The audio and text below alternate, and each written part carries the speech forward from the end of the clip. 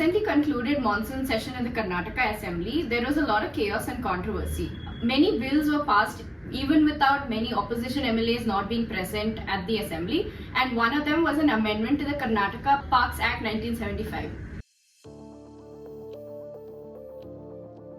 Hello everyone, I'm Sneha Priya Yanappa, team lead. And I'm Varini, a research fellow at the Karnataka office of Vidhi Centre for Legal Policy. The bill allows 2 acres of land at Nandi Hills to be used for the upper terminal point of the Nandi Hills ropeway project. This is set to operate as a public-private partnership for the next 30 years. It means that land that was earmarked to be a botanical garden and a public park can now be diverted for various purposes by the government.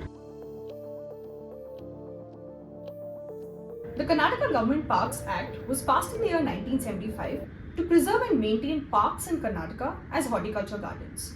The Act further provides that it is the duty of the state government to maintain these spaces to preserve the utility of the parks.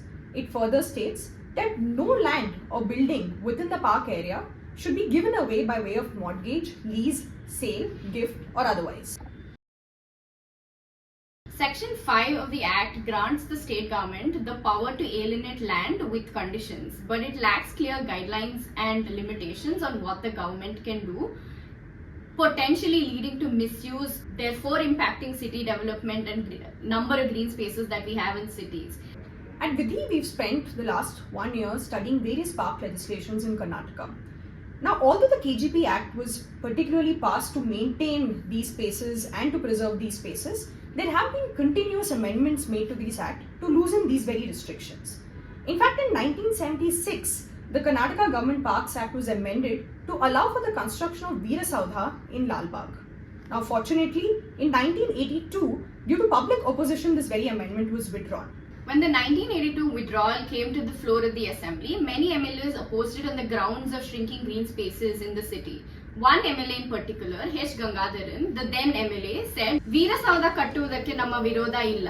ಇವತ್ತು ಬೆಂಗಳೂರಿನ ಜನಸಂಖ್ಯೆ 30 ಲಕ್ಷಕ್ಕೆ ಏರಿದೆ. ಇವತ್ತು ಬೆಂಗಳೂರು ನಗರದಲ್ಲಿ ಉಸಿರಾಡುವುದಕ್ಕೆ ಅವಕಾಶ ಇಲ್ಲದಂತಾಗಿದೆ.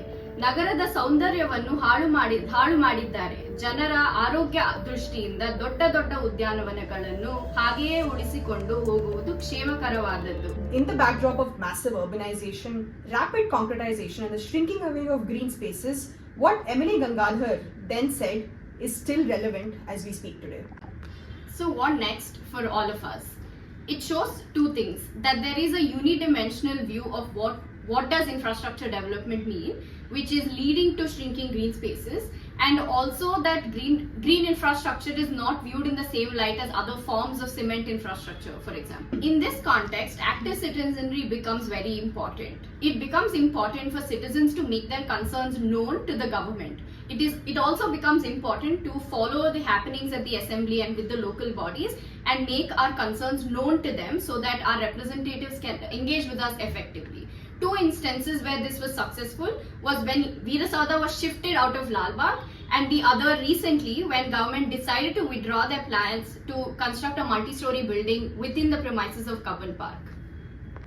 A matter that was even more concerning is that this amendment was passed in the Karnataka Legislative Assembly session without any deliberation or discussion on the ramifications of the amendment.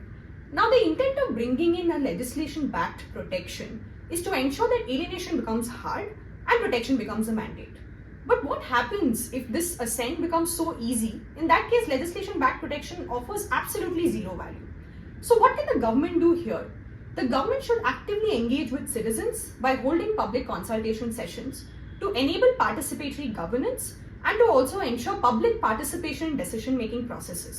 Another very important suggestion here is for the government to actively conduct impact assessment of these projects to understand the ramifications of such projects on the lives of citizens and the environment itself.